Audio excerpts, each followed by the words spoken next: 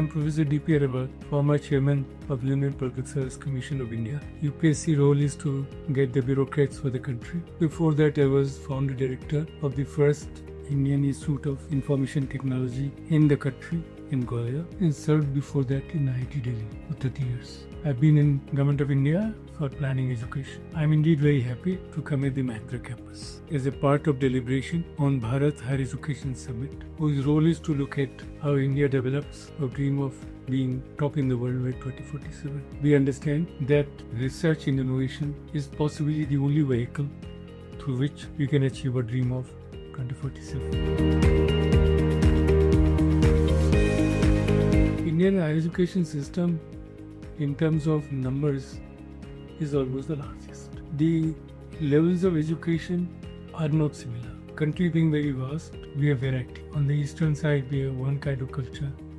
Southern side, we have another kind of culture. Therefore, there are lots of different traditions of doing things which can bring wealth, which can bring livelihood to people of the region. In the modern research, there has been effort to make it everything same. Now, when we do that, we do find solution, but it has impacts of it. And therefore, what Indian knowledge system per se have said, you develop a holistic solution of a problem, utilizing tools which are internationally available. So my belief is that higher education in India should look at this scope of developing holistic view, not refrain using the modern tools, but in the picture, broader picture, is that it is for good for humanity. Everything fall in line. Science and technology of the late have tried to say that these tools are available for everybody. It is for you to choose which tool suits you better to solve one problem before time. But if you think that it's only Indian solution, it's not possible. The second concept of Indian knowledge system was that we had small groups operated. Firstly, the whole concept what India today is not what India in past. We're small units. Small units have its own problems.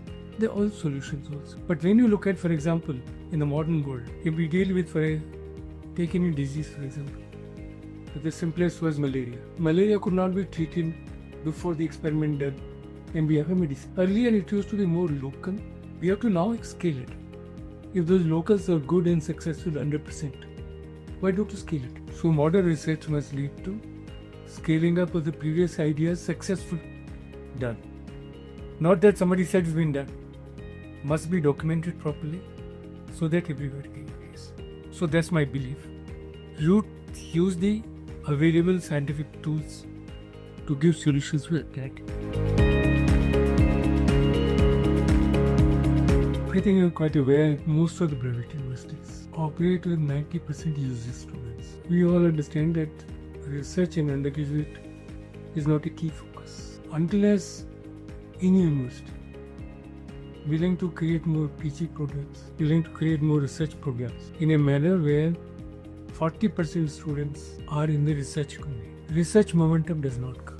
I spent 30 years in IIT Delhi. We had 40% of students do research. And you know the budgets. I'm sure Mahindra would create more PG programs and involve students to do research. One other model which I mentioned in the morning, Mahindra as a private, is a big group. If other industry groups also become your partner, and they decide to set up a center for their own research on your campus in equal partnership, those models will lead. Otherwise, I have no idea what budgets you have for research.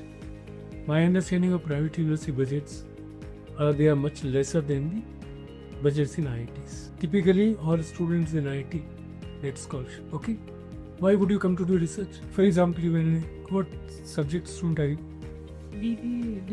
BBA. The next step is MBA. Then the research. It's a long journey. After MBA, you get jobs which are in the vicinity of 7, 8, 9, 10 lakhs.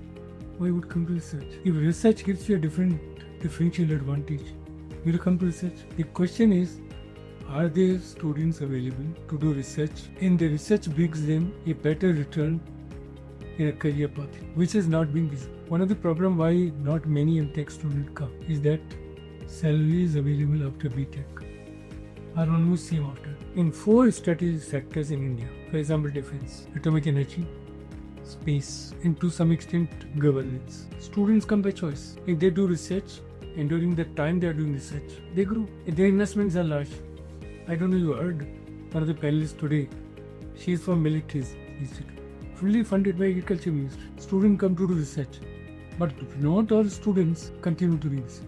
That's it. Get students who are motivated to do research, hold and give them enough so that they are not attracted to other things. I think this is the only solution. Thank you.